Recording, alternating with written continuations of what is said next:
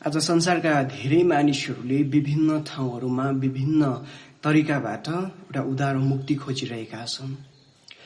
या त कति मानिसहरूले कि प्रतिज्ञा गरिएको मसीहको प्रतीक्षामा रहिरहेका छन्। तर आज हामी यो हेर्न गइरहेका छौँ कि हामी कुनै स्थानहरूमा एउटा उद्धार मुक्ति खोज्ने होइन, तर हामी एउटा यस्तो व्यक्तिमा हेर्दछौँ जो प्रतिज्ञा गरिएको मसीह हुनुहुन्छ, जो उहाँ हाम्रो उद्धार मुक्तिको निम्ति आउनुभएको छ। हामी उनै व्यक्तिको निम्ति उनै उद्धार मुक्ति दिनुहुने ख्रीष्ट येशूको बारेमा हामी हेर्नेछौँ। प्रिय मित्रहरू, तपाईहरू आफ्नो बाइबलमा सुसमाचार यूहन्ना 4 अध्यायलाई तपाईहरूले पल्ट्याउनुहोला। यूहन्ना 4 अध्यायको 27 देखि 42 पदसम्म। आशा गर्दछु म तपाईहरूले यो खण्ड पाउनु भएको छ र म यो खण्डलाई हामी सबैजनाको निम्ति म पाठ गर्नेछु। 27 देखि 42 सम्म यहाँ यसरी लेखिएको छ। यति नै बेला उहाँको चेलाहरू आए र उहाँलाई एउटी स्त्रीसँग कुरा गरिरहेको देखेर छक्क परे। तर तपाईँ के चाहनुहुन्छ अथवा तपाईँ त्यस स्त्रीसँग किन बातचित गर्दै हुनुहुन्छ भनेर कसैले सोधेनन्। तब त्यो स्त्री आफ्नो गाग्रो छोडेर नगरतिर गई र मानिसहरूलाई भनी, आओ एकजना मानिसलाई हेर, जसले मैले गरेका सबै काम मलाई बताइदिनु भयो। कतै उहाँ नै ख्रीष्ट हुनुहुन्न? तब तिनीहरू नगरबाट निस्किएर उहाँ कहाँ गए। यसै बीचमा चेलाहरूले उहाँलाई यसो भनेर बिन्ती गरे, रब्बी, भोजन गर्नुहोस्। तर उहाँले तिनीहरूलाई भन्नुभयो, मसित खानलाई भोजन छ जो तिमीहरूलाई थाहा छैन। यसकारण चेलाहरूले आपसमा भने, के कसैले उहाँलाई भोजन ल्याइदियो कि कसो? येशूले तिनीहरूलाई भन्नुभयो, मलाई पठाउनु हुनेको इच्छा अनुसार गर्नु र उहाँको काम पूरा गर्नु नै मेरो भोजन हो। के तिमीहरू भन्दैनौ, अझ 4 महिना बाँकी छ, तब बाली काट्ने बेला आउँछ। म तिमीहरूलाई भन्दछु, आफ्ना आँखा उचालेर खेतबारी हेर, बाली कटनीको निम्ति पाकिसकेको छ। जसले बाली काट्छ त्यसले ज्याला पाउँछ र अनन्त जीवनको लागि फल बटुल्छ, र छर्ने र कटनी गर्ने एकसाथ रमाउँछन्, किनकि एकजनाले छर्छ र अर्काले कटनी गर्छ भन्ने वचन यसैमा सत्य हुन्छ। मैले तिमीहरूलाई त्यहाँ कटनी गर्न पठाएँ जहाँ तिमीहरूले परिश्रम गरेका छैनौ, अरूहरूले परिश्रम गरेका छन् र तिनीहरूको परिश्रमका फल तिमीहरूले पाएका छौ। 39 पद। मैले जे गरेँ उहाँले मलाई सबै भनिदिनु भयो भन्ने त्यस स्त्रीको गवाहीले गर्दा त्यस नगरका सामरीहरूमध्ये धेरैले उहाँमाथि विश्वास गरे। यसकारण जब सामरीहरू उहाँ कहाँ आए तब तिनीहरूले उहाँलाई तिनीहरूसँग बस्न बिन्ती गरे र उहाँ 2 दिन त्यहाँ बस्नुभयो। अनि उहाँका वचनको कारण अरू धेरैले उहाँमाथि विश्वास गरे। त्यस स्त्रीलाई तिनीहरूले भने, अब तिमीले भनेका कुराले गर्दा हामीले विश्वास गरेका होइनौ, तर हामी आफैले सुनेका कारणले साँच्चै उहाँ संसारका मुक्तिदाता हुनुहुन्छ भनी हामीले जानेका छौँ। आउनुहोस् प्रिय मित्रहरू, हामीले यस पाठ गरेको खण्डबाट एउटा मुख्य बुँदालाई हामी निकाल्नेछौँ र त्यस बुँदामा रहेर हामी केही सब बुँदाहरू अथवा उपबुँदाहरूमा हामी छलफल गर्नेछौँ। आजको यस खण्डबाटको हाम्रो पहिलो बुँदा यही हुनेछ कि येशू नै प्रतिज्ञा गरिएको ख्रीष्ट अथवा मसीह हुनुहुन्छ, जो हाम्रो उद्धार गर्न आउनुभयो। पद 27 देखि 42 सम्मको मुख्य बुँदा यो हुनेछ कि येशू नै ख्रीष्ट हुनुहुन्छ, जो हाम्रो उद्धार गर्न आउनुभयो। यही मुख्य बुँदा मुनि रहेर हामी केही 3वटा उपबुँदाहरू हेर्नेछौँ। त्यसमा हामीले पहिलो बुँदा हुनेछ, येशू ख्रीष्ट पापी हृदयलाई परिवर्तन गर्नुहुन्छ। र दोस्रो, येशू ख्रीष्ट आफ्नो सेवामा पूर्ण सन्तुष्टि र समर्पण हुनुहुन्छ। र तेस्रो, येशूले सुसमाचारको माध्यमबाट उहाँको समयमा विश्वास दिनुहुन्छ। आउनुहोस् हामी यो 3वटा उपबुँदाहरूलाई हामी एकदेखि अर्को गर्दै हामी यसको छलफल गर्नेछौँ। आउनुहोस् हामी आजको हाम्रो वचनको पहिलो उपबुँदालाई हेर्नेछौँ कि येशू ख्रीष्ट पापी हृदयलाई परिवर्तन गर्नुहुन्छ। पद 27 देखि 30 सम्म। हामीले यस 27 देखि 30 सम्म हामी हेर्छौँ भने कि त्यहाँ ख्रिस्टका चेलाहरूले जुन सामरी र ख्रिस्ट येशूको बीचमा भइरहेको वार्तालाई उनीहरूले बीचमा नै बाधा पुर्याएको हामी देख्दछौँ। जब हामी यस खण्डको 25 र 26 पदलाई हामी हेर्छौँ, यहाँ हामी देख्दछौँ कि सामरी स्त्रीले ख्रिस्ट येशूलाई भन्दै हुनुहुन्छ कि जब मसीह आउनुहुन्छ, जो ख्रिस्ट भनिन्छ, त्यसपछि उहाँले नै हामीलाई सबै कुरा बताउनुहुन्छ। र पद 26 मा येशूले भन्नुहुन्छ, तिमीसँग बोल्ने म उही हुँ। त्यति नै बेला चेलाहरू जुन शहरमा खाना किन्न गएका छन्, हामी पद 8 मा हामीले त्यो देखिसकेका छौँ गत हप्तामा। ती खाना किन्न गएका चेलाहरू त्यही समयमा आइपुग्छन् र उनीहरूले कि येशू ख्रिस्ट र ती सामरी स्त्रीको कुराकानी देखेर उनीहरू छक्क पर्छन्। किन उनीहरू चेलाहरू छक्क पर्छन् भन्ने कुरा हामीले यहाँ हेर्नेछौँ। हामीले गत हप्ता पनि हेरेका थियौँ कि सामरी र यहुदीहरू बीच विभेद थियो र अझै यहाँ यो कुराले चेलाहरूलाई छक्क पारे कि एक यहुदी धर्मगुरु भएर कुनै पनि स्त्रीहरूसँग कुराकानी गर्न यो परम्परागतमा यो राम्रो थिएन, कि त्यो चाहिँ सबैभन्दा खराब कुरा मानिन्दथ्यो। त्यसकारण चेलाहरूले यो कुरालाई उनीहरूले यति छक्क पार्यो कि ख्रिस्ट र ती सामरी स्त्रीको वार्ताले, त्यो कुराले चाहिँ चेलाहरूलाई छक्क पारेको छ। तर उनीहरू छक्क भए, उनीहरूको मनमा यो प्रश्न एउटा देखिन्छ कि त्यस स्त्रीले उनीहरूले कि तपाईँ के चाहनुहुन्छ भनेर किन सोधेनन्, अथवा ख्रिस्ट येशूलाई तपाईँ त्यस स्त्रीसँग किन बातचित गर्दै हुनुहुन्छ भनेर उनीहरूले सोधेनन्। किनभने किन गरेनन् भन्ने कुरा यस खण्डले हामीले स्पष्टसँग बताउँदैनन्। तर कति टिप्पणीकारहरूले यसरी भन्दछन् कि उनीहरूले कि ख्रिस्ट येशूलाई राम्रोसँग चिनेका थिए र येशू केवल यहुदीहरूको बीचमा मात्रै होइन, येशू ख्रिस्ट केवल यहुदीहरूलाई मात्रै बचाउन आउनुभएको होइन, तर उहाँ अरूहरूलाई पनि बचाउन आउनुभएको हो। सुरुमा यहुदीहरूलाई बचाउन आउनुभएको, त्यसपछि अरू अन्य जातिहरूलाई पनि भन्ने कुरा उहाँले बुझेका थिए भनेर कति टिप्पणीकारहरूले भन्दछन्। तर त्यति नै बेला पद 28 मा हेर्नुहोस् न कि त्यस सामरी स्त्री जुन पानी भर्न आएकी थिइन्, तिनले आफ्नो गाग्रो छोडेर आफ्नो नगरतिर जान्छन् कि येशूले भन्नुभएको कुरा अरू मानिसहरूलाई बताउनको निम्ति उनी आफ्नो नगरमा जान्छन्। आफ्नो गाग्रोलाई छोडेर तिनी जान्छन् र उनले भन्छन्, मैले गरेको सबै कुराहरू उहाँले बताउनु भएको छ, के उहाँ नै त ख्रिस्ट हुनुहुन्न भनेर अरू मानिसहरू बताउनुहुन्छ। र त्यही नगरका मानिसहरू पनि ख्रिस्ट येशूलाई भेट्न आउँछन्। यहाँ हामी केही कुराहरूमा हेर्नेछौँ। ती स्त्रीले त्यो गाग्रो किन छोडिन्,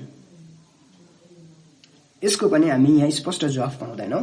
तर हुन सक्छ तिनले कि ख्रिस्टले दिनुभएको शिक्षा, ख्रिस्टले मसीह म नै हुँ, तिमीहरूले प्रतीक्षा गरेको मसीह म नै हुँ भन्ने कुरा सायद उनले ती थाहा पाए। त्यसकारण त्यो एउटा खुसीको कुरा अरू व्यक्तिहरूलाई सुनाउनको निम्ति त्यस स्त्री दौडिएका छिन्। सायद हुन सक्छ त्यस स्त्रीले त्यस भाँडो यो समयसम्म भरेकी थिइन, तसर्थ खाली भाँडो लिएर, खाली गाग्रो लिएर उनी नगरमा जान योग्य छानिनन्। तसर्थ त्यस स्त्रीले ती भाँडा त्यहीँ छाडिन्। यसको अर्थ जे पनि हुन सक्छ, सायद यही नहुन पनि सक्छ।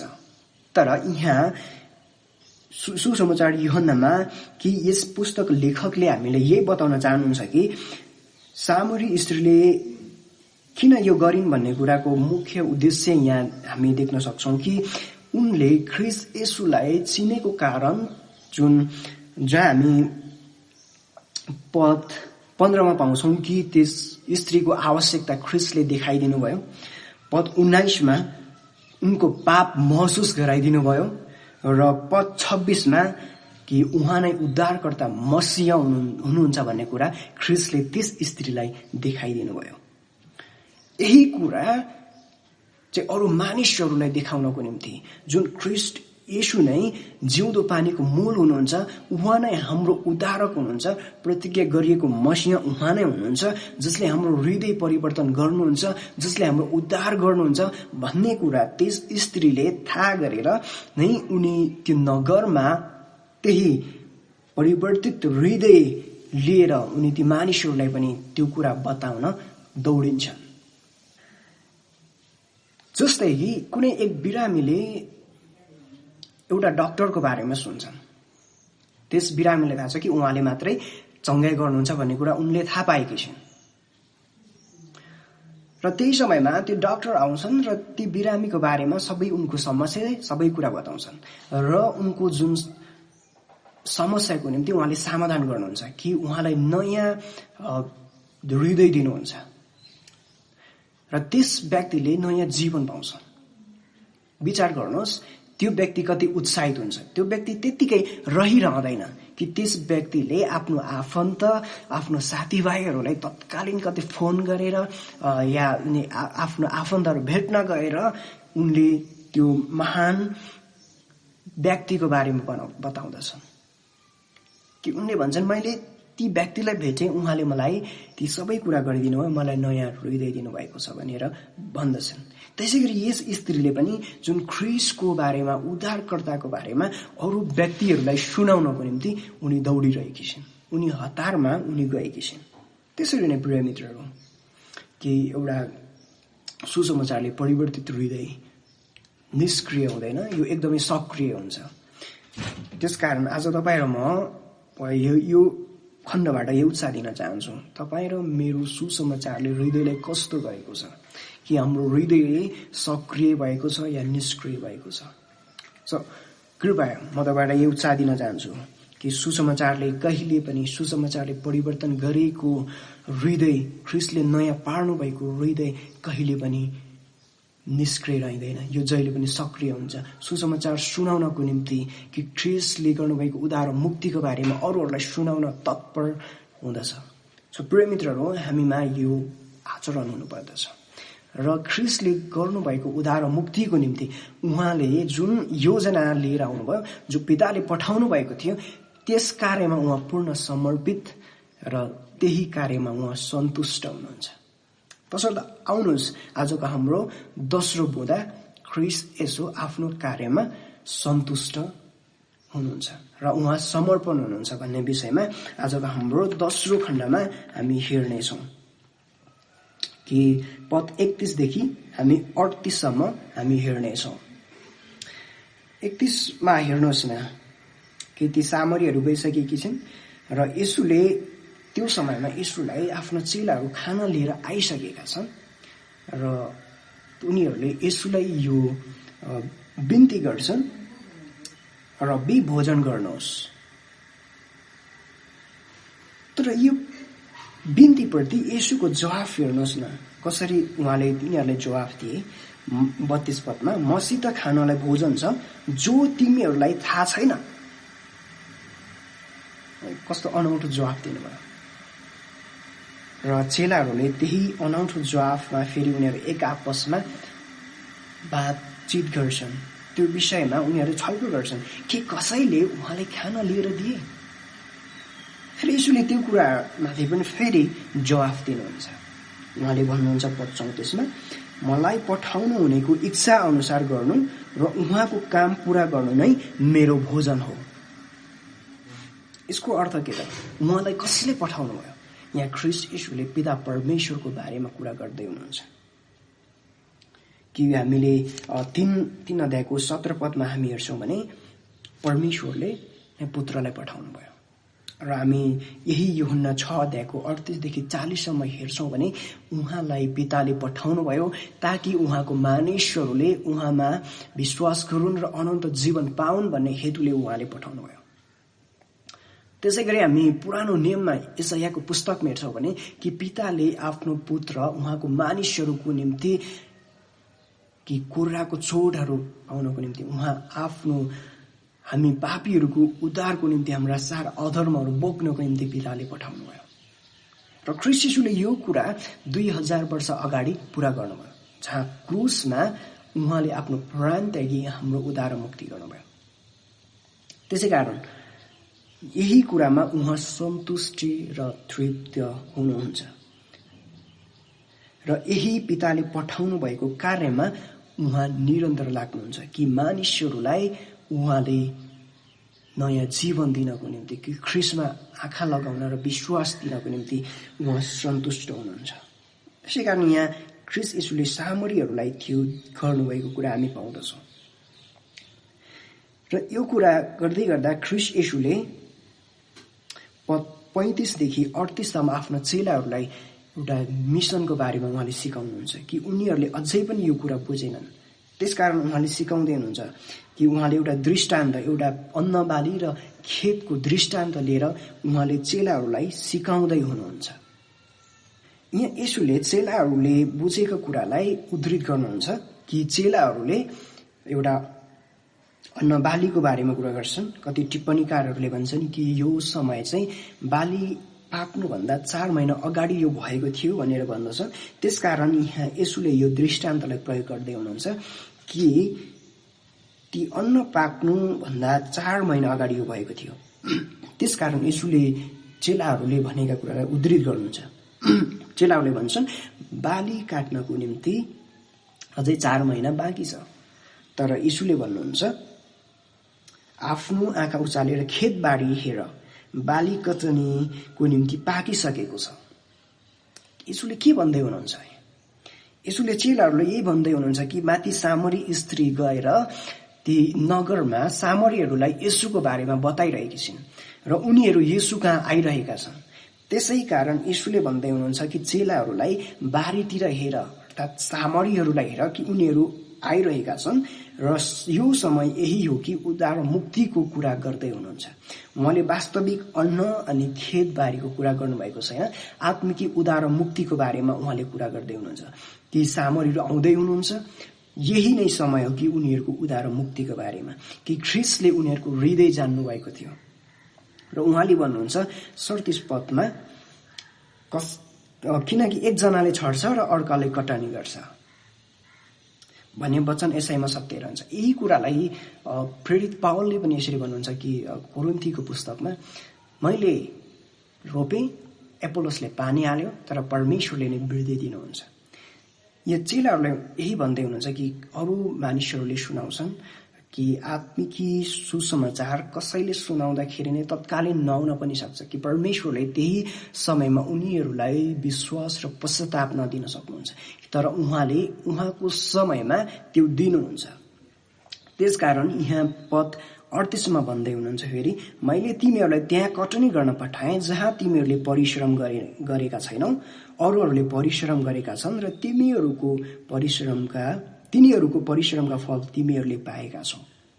यीशुले भन्नुहुन्छ कि जब जुन चेलाहरूले त्यहाँ कामै गरेका थिएनन्, कि चेलाहरूले प्रचार गरेका थिएनन्, अरू मानिसहरूले गरेकामा जुन सामरीहरू आइरहेका छन्, त्यसकारण त्यस आत्मिकी जुन फल, एउटा आत्मिकी अन्न कटनीको तिमीहरू पनि एउटा सहभागी रौ, तिमीहरूले नगरेका कुरामा तिमीहरू पनि त्यसको हिस्सा बनिरहेका छौ भनेर ख्रीष्ट येशूले भनिराख्नु भएको छ। त्यसर्थ प्रेमित्रहरू, म तपाईहरुलाई यही कुरा भन्न चाहन्छु कि ख्रीष्ट येशू आफ्नो काममा समर्पित हुनुभयो। जसरी एक सेवक आफ्नो मालिकको सेवा गर्न नै उहाँको निम्ति भलाइ हुन्छ, कि उहाँको विश्वसनीयता देखिन्छ। त्यसैकारण ख्रीष्ट येशू आफ्नो पिताको इच्छा र उहाँले पठाउनु भएको काम पूरा गर्न नै उहाँको निम्ति एउटा सन्तुष्टि र उहाँको निम्ति त्यही समर्पणता हामी देख्दछौँ। भने आज तपाईँ र मेरो जीवनमा कि परमेश्वरले दिनुभएको कुरामा कि तपाईँ र म त्यही कुरामा समर्पित छौँ। हामी चर्चका व्यक्तिहरू कि एकअर्कामा चेलापन गर्नमा, सुसमाचार प्रचार गर्नमा कि हामी समर्पित भएका छौँ, कि हामी त्यही कुरामा सन्तुष्टि छौँ। आज तपाईँ र मैले के कुरामा सन्तुष्टि लिएका छौँ, के कुरामा समर्पित भएका छौँ, कि ख्रीष्ट येशूमा भएका छौँ। त्यसैले प्रिय मित्रहरू, ख्रीष्टले तपाईँ र मलाई एउटा आज्ञा गर्नुभएको छ। त्यो आज्ञा हो कि हरेक व्यक्तिले सुसमाचार सुनाउनुपर्छ, चेला बनाउनुपर्छ। त्यो आज्ञा दिनुभएको छ। त्यसको निम्ति तपाईँ र मलाई उद्धार मुक्ति दिनुभएको छ। त्यसैले के आज हामी सुसमाचारको निम्ति हामी समर्पित भएका छौँ, कि हामीले सुसमाचार अरू व्यक्तिहरूलाई सुनाएका छौँ? प्रिय मित्रहरू, कि सुसमाचारको माध्यमबाट नै ख्रीष्ट येशूले उहाँको समयमा विश्वास प्रदान गर्नुहुन्छ।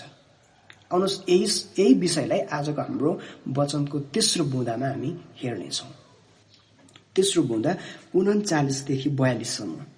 यहाँ हेर्नुहोस् न, थोरै यो खण्ड माथिको 27 देखि 30 सम्म जोडिएको हामी पाउँदछौँ कि जहाँ सामरी स्त्री जुन ख्रिस्टले म नै मसिह भन्ने कुरा उहाँले भन्नुभएको छ, त्यस पछाडि ती सामरी स्त्री चाहिँ आफ्नो नगरमा गएर उहाँको बारेमा बताउँछन्। उहाँले जे जे गर्नुभएको थियो त्यो सबै कुरा भनिदिनु भयो। पद 29 र त्यस सामरीले दिएको येशू ख्रिस्टको गवाही दिएको कारण त्यहाँ सामरी मध्ये धेरैले उहाँमाथि विश्वास गरे। कि सामरी स्त्रीले येशू ख्रिस्टको प्रचार गरेपछि तिनीहरूले ख्रिस्ट येशूमाथि विश्वास गरे र त्यस सामरीहरू येशू कहाँ जब आइपुगे तब ती सामरीहरूले येशूले यही भन्दछन् कि उनीहरूसँग येशू रहनको निम्ति उनीहरूले बिन्ती गरिरहेका छन्। र हामी यहाँ देख्दछौँ 40 मा कि ख्रिस्ट येशू त्यहाँ 2 दिन बस्नुभयो। तर त्यस 2 दिनको बसाइ अवधिमा ख्रिस्ट येशूले के गर्नुभयो त?